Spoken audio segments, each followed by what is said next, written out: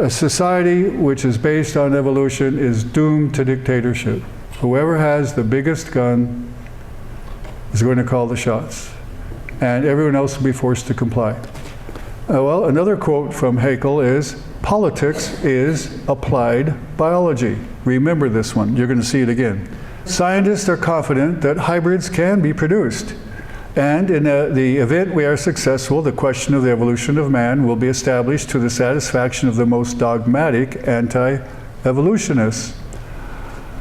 Anybody want to make a guess as to what newspaper, English-speaking newspaper, this was published in? New York Times, absolutely right. You know, I think a simple way to sum up evolutionary process is you assume what you need and you use circular reasoning to get there. We have the so-called yolk sac. It never had anything to do with yolk. Instead, its proper name is the umbilical vesicle. And that is the structure in which blood is first produced. Now think about this. In the very early stages of development, there are no bones.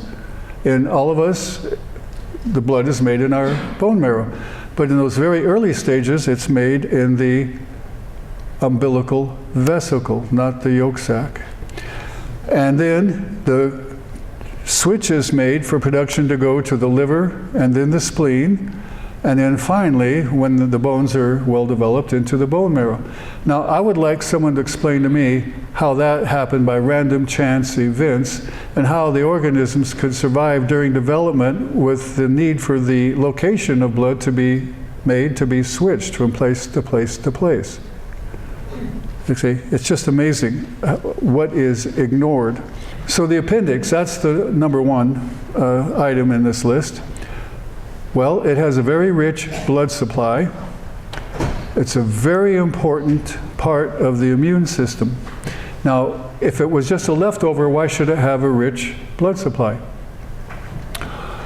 As an immune system component, it helps deals with harmful organisms that get into the gut. You know, we eat something, there's food poisoning or something, and so it deals with those organisms. But even beyond that, it deals with the stimulation of the production of antibodies to fight infection in the gut. IgA class of antibodies, immunoglobulin A class of antibodies, which are in body fluids. It also stimulates the production of IgG and IgM antibodies in the blood, so that if the infection escapes the GI tract and gets into the blood, then those antibodies are there to combat as well. Now, a very interesting thing beyond this is it's a reservoir for beneficial bacteria.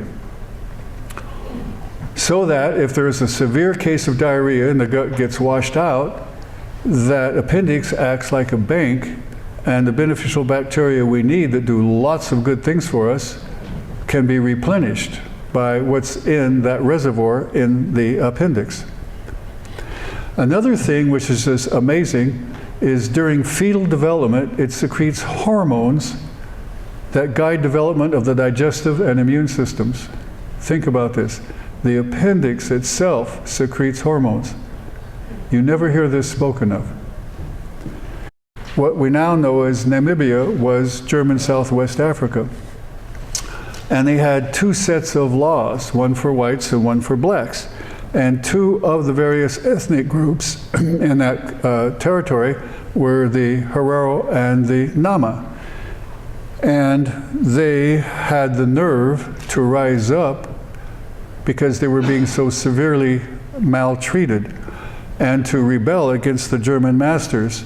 So the consequence was either imprisonment, chaining in concentration camps. Now this is the first decade of the 1900s. Or pushing them out into the desert with no water. And you can see the results of the condition in being in these camps. And the education system was taken over by people who had this way of thinking. So we get to Hitler. Hitler didn't have to invent anything. He just simply used what was laid down before he came on the scene. And so Christianity, according to Hitler, is an organized lie that must be smashed. The state must remain the absolute master. And so, as I said, indoctrinating youth, taking over the education system. Politics is applied biology. Well, Hitler took it to heart. And so this resulted in, first of all, surgical sterilization. Now, Hitler came into power in 1932, so he wasted no time. So folks who are considered inferior, such as people with seizure disorders, alcoholics, people with physical deformities, would be surgically sterilized so they could not reproduce. Then along came surgical abortions, and then euthanasia. Okay, euthanasia supposedly meaning good death. And one of the things was, well, if you can manipulate nature, if you can manipulate biology, then you can manipulate societies. And this is what they were looking for. Like a true evolutionist, he fudged his data with absolute control. You want to stay alive. See, the whole thing under communism is you lie to live. You have to lie to survive. That's the way it works. Concentration of power in politicians, unqualified to make critical evaluations in technology and science. And I would say, from our experience here in the last few years, also power in the hands of scientists who were political rather than scientific. Follow the science. So there was enforcement of official policy by force, okay? And it was a disaster for Soviet agriculture. They got set back decades, production went down, it was bad news. The Ukraine was starved into submission. So this was a man-made disaster, and so there were children, and not just children, but adults as well, literally starving to death. No food. We see here that there were quite a few states involved with legal sterilization. And the numbers were, if I remember right, between 20 and 30,000 people in the US in which this was done. And this is, again, prior to Hitler taking over. So he said, oh, what a great example Americans have set. Okay, so look at the date, 1913, eugenic sterilization legislation. All right, so various stages of legislation being introduced, but look at the date. This was done, and Hitler looked at this and said, this is great, this is what I'm going to do. See, we gave him the impetus in our own country here. Well, Margaret Sanger, Planned Parenthood, that was not its original title. The name got changed during World War II. So here are some quotes of her. The most merciful thing that a family does to one of its infant members is to kill it. Birth control must lead ultimately to a cleaner race. Ah, there we go. We have racism here. Cleaner race. What does she mean by that? We should hire 3 or 4 colored ministers, preferably with social service backgrounds and with engaging personalities. The most successful educational approach to the Negro is through a religious appeal. We don't want the word to go out that we want to exterminate the Negro population. And the minister is the man who can straighten out that idea if it ever occurs to any of their more rebellious members. Club of Rome think tank.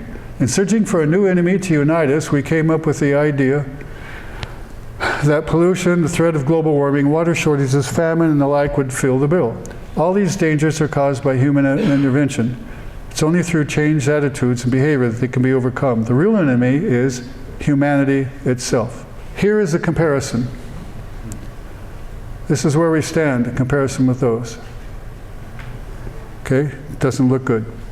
There's a move now to have a digital dollar. Now, I'm not talking about electronic banking, a digital dollar. The government will control it, and we will be found to be unworthy of the ability to buy, sell, or trade. And you notice, there it is, third from the bottom. Yep. Right, but these other guys, are all of these are in unison. Now, they have different goals, but they all are synergistic in what they're doing.